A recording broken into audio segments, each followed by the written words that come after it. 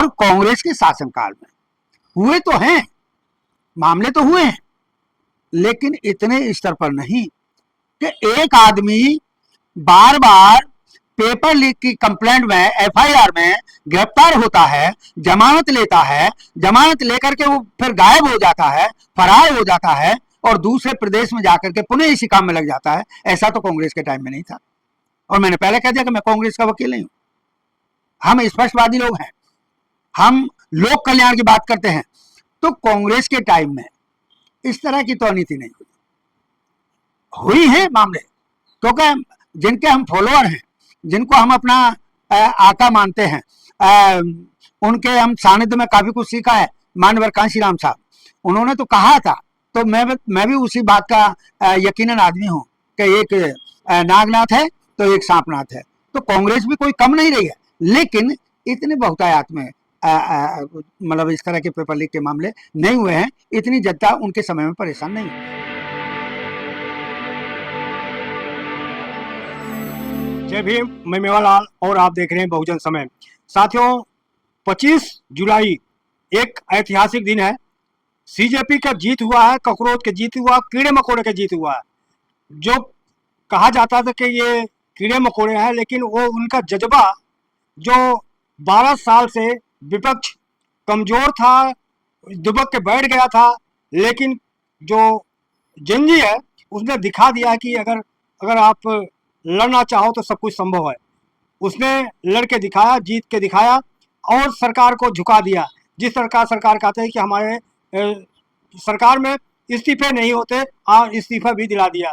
तो आज इसी बात को जंजी और सीजेपी का जो प्रोटेस्ट हुआ, देश में इसमें बहुत चर्चा हो रहा है। उसी बात में समझने के लिए धर्मेंद्र प्रधान ने इस्तीफा दिया, उस इस्तीफे से सरकार का जीत हुई या सीजेपी का जीत हुई या सरकार का हार हुई, सरकार कमजोर हुई, इन सब बातों को समझने के लिए हमारे साथ एडवोकेट सुरेश चंद्रा है। ये जाने माने एडवोकेट है, सामाजिक कार्यकर्ता है, सोशल एक्टिविस्ट है।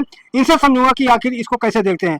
सर, मैं आपसे जानना चाहता हूं, सर, आपने देखा होगा कि सीजेपी को किस तरह से सरकार तंग किया, यहाँ तक कि उनको पानी, लेट्रिन, बाथरूम सबसे बंद कर दिया और बरसात में भीगने के लिए तिरपाल लगाया तो उसको भी हाथ जोड़ना, पैर पकड़ना पड़ा, तब हुआ। सर, उनका जो जज्बा था ये कैसे देखते हैं सर?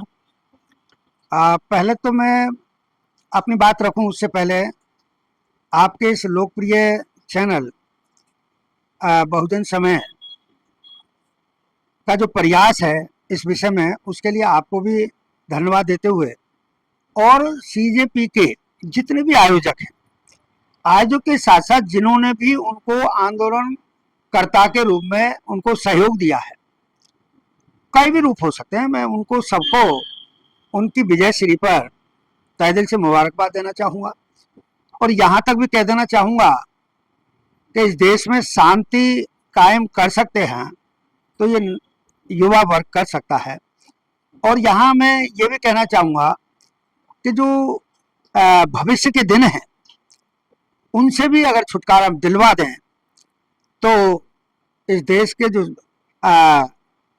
सभी तबके का, सभी धर्मों का, सभी प्रांतों का, सभी जातियों का भला हो जाएगा और देश का नाम विदेशों में भी आज की तरह नाम नहीं, बड़े मान सम्मान के साथ रहना दुनिया करेगी। तो उसकी भी आकांक्षा में, और सभी के लिए एक बार, चूंकि मैं बहुजन समाज को बिलोंग करता हूँ, मैं उसी का जो नारा है जय भीम भी मैं जहाँ तक भी मेरी आवाज़ आ रही है आपके माध्यम से, बहुजन समय लोकप्रिय चैनल के माध्यम से, मैं उन सभी साथियों को अपना जय भीम भी प्रस्तुत करता हूँ।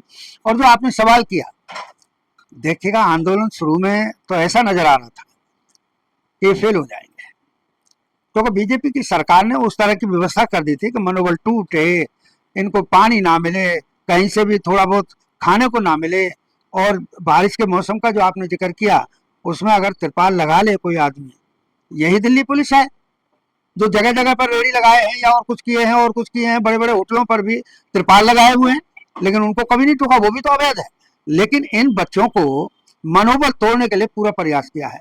इसलिए जो आप एक जो सच्ची और अच्छी बात है उसको समाज तक ले जाते हैं, उसमें आपकी बात में जान है कि आज सीजेपी की जीत हुई है और सही मायने में जो सरकार है वो भी परास्त हुई है।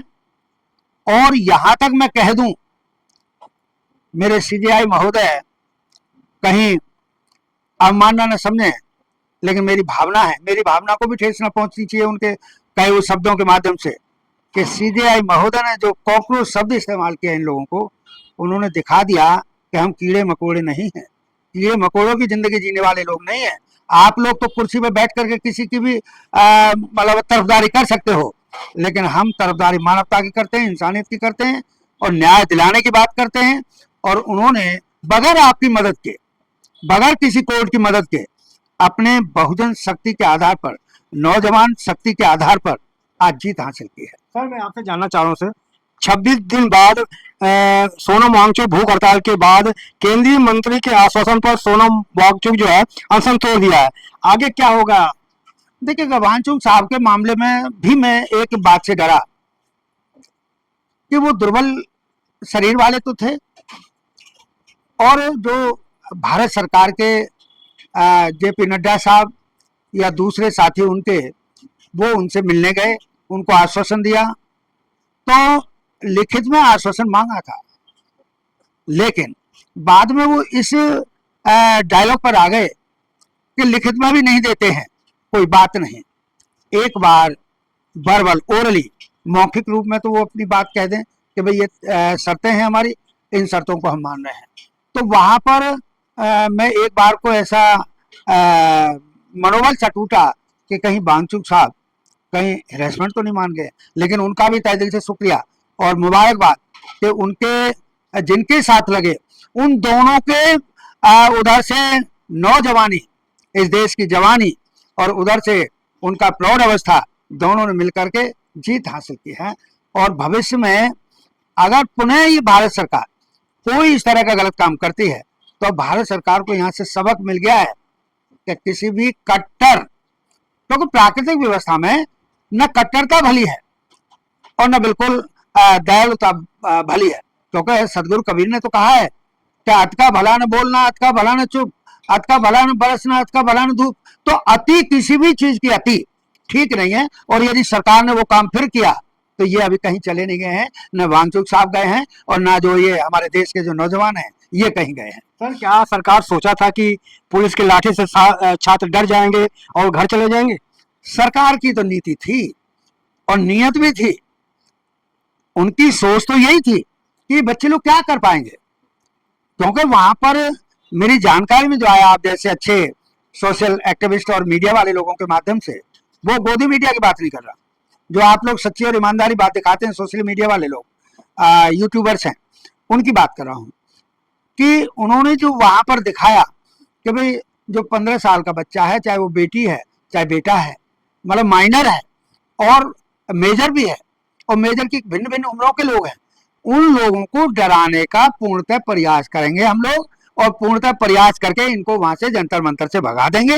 ये तो सरकार के सारे मंत्री, सांसद, सबकी उनकी मानसिकता यही थी।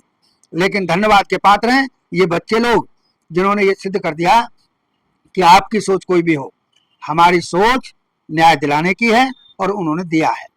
मीडिया भी कम नहीं काम किया सर, मीडिया को खूब चलाया कि भाई ये नक्सलवादी है, आतंकवादी है, ये पाकिस्तान से उनको पैसा मिल रहा है। देखिएगा, बिल्कुल बिल्कुल बिल्कुल आपकी जो बात है और बात में जो आवाज है वो बिल्कुल सही है। पूरा बदनाम करने का ठेका लिया था बीजेपी सरकार ने, पूरा बदनाम करने का ठेका लिया था सोशल मीडिया को, यूट्यूबर्स को, और जो गोदी मीडिया है वो कुछ कुछ बात तो कहते थे लेकिन स्पष्ट नहीं कहते थे, वो किसी को दोषी करार नहीं देते थे। आप लोग सारी बात कह देते थे कि भाई मंत्री जी क्यों नहीं इस्तीफा दे देते हैं, क्या फर्क पड़ जाएगा, मंत्री जी की इज्जत बढ़ जाती। लेकिन अब तो मंत्री जी स्वयं डायलॉग बोल करके कि मैं अपने निजी हालात और परिस्थितियों के बस मैं इस्तीफा दे रहा हूं। अरे अगर उन्होंने पहले दे दिया होता कि हाँ बच्चों मैं तुम्हारी चाहत को पूरा कर रहा हूं, मैं इस्तीफा दे देता हूं, और भविष्य में भारत सरकार को भी उसके साथ रह करके मैं भविष्य में भी आप लोगों की बात को और मजबूत करूंगा, और इस तरह के जो ये घालमेल होते हैं, पेपर लीक होते हैं, उस व्यवस्था पर अंकुश लगाने का पूरा प्रयास करूंगा। तो संभव है उन प्रधान जी का, वो प्रधान जी रहते, लेकिन अब तो वो प्रधान क्या, अब तो वो कहीं के लायक भी नहीं रह गए। सर मैं आपसे जानना सर, पेपर लीक मामला जो है कांग्रेस के शासन में तो लीक होता था, लेकिन बीजेपी को क्यों घेरा गया? देखिएगा, मैं कांग्रेस का वकील नहीं हूं, यद्यपि इस बात को कांग्रेस ही ज्यादा स्पष्ट करेंगे, लेकिन क्योंकि मैं भारत का निवासी भी हूं, मैंने सरकार के कई महकमे देखे हैं, मैंने पोस्ट ऑफिस देखा है, मैंने प्राइवेट स्कूल की मास्टरी देखी है, मैंने सरकार के स्कूल की मास्टरी देखी है, मैंने रेलवे की ट्रेनिंग देख आया हूं, फिर चल करके मैंने बैंक देखा है, आज कोर्ट देख रहा हूं, लोअर कोर्ट से लेकर के सुप्रीम कोर्ट तक। तो जो अभी आपने कहा उसमें एक अजीबोगरीब ही काम हुआ है, और कांग्रेस के शासनकाल में हुए तो हैं, मामले तो हुए हैं, लेकिन इतने स्तर पर नहीं कि एक आदमी बार बार पेपर लीक की कंप्लेंट में, एफआईआर में गिरफ्तार होता है, जमानत लेता है, जमानत लेकर के वो फिर गायब हो जाता है, फरार हो जाता है और दूसरे प्रदेश में जाकर के पुनः इसी काम में लग जाता है। ऐसा तो कांग्रेस के टाइम में नहीं था, और मैंने पहले कह दिया कि मैं कांग्रेस का वकील नहीं हूं, हम स्पष्टवादी लोग हैं, हम लोक कल्याण की बात करते हैं। तो कांग्रेस के टाइम में इस तरह की तो नीति नहीं हुई है मामले, क्योंकि जिनके हम फॉलोअर हैं, जिनको हम अपना आका मानते हैं, उनके हम सानिध्य में काफी कुछ सीखा है। मानवर कांशी राम साहब, उन्होंने तो कहा था, तो मैं भी उसी बात का यकीनन आदमी हूं कि एक नागनाथ है तो एक सांपनाथ है। तो कांग्रेस भी कोई कम नहीं रही है, लेकिन इतने बहुतायात में मतलब इस तरह के पेपर लीक के मामले नहीं हुए हैं, इतनी जनता उनके समय में परेशान नहीं। धन्यवाद आपको, आपने समय दिया। तो साथियों देख सकते हैं कि हमारी बातचीत एडवोकेट सुरेश चंद्र से रही। तो कैसी रही बातचीत, आप क्या सोचते हैं, आप जरूर कमेंट में लिखें। और आपसे निवेदन है कि 90% लोग हमारे चैनल को देखते हैं, लेकिन हमारे चैनल को लाइक सब्सक्राइब कमेंट नहीं करते। आपसे विशेष विनती है कि आप हमारे चैनल को लाइक करें, सब्सक्राइब करें, कमेंट करें। और आपसे छोटी सी अपील है कि अगर हमारा काम पसंद है तो हमें थोड़ा आर्थिक मदद देने के लिए हमें सहयोग करें और हमारे ज्वाइन बटन को दबाएं, ताकि हम भी आपका आवाज ऐसे उठाते रहें। धन्यवाद। मैं मेवालाल, बहुजन समय, दिल्ली।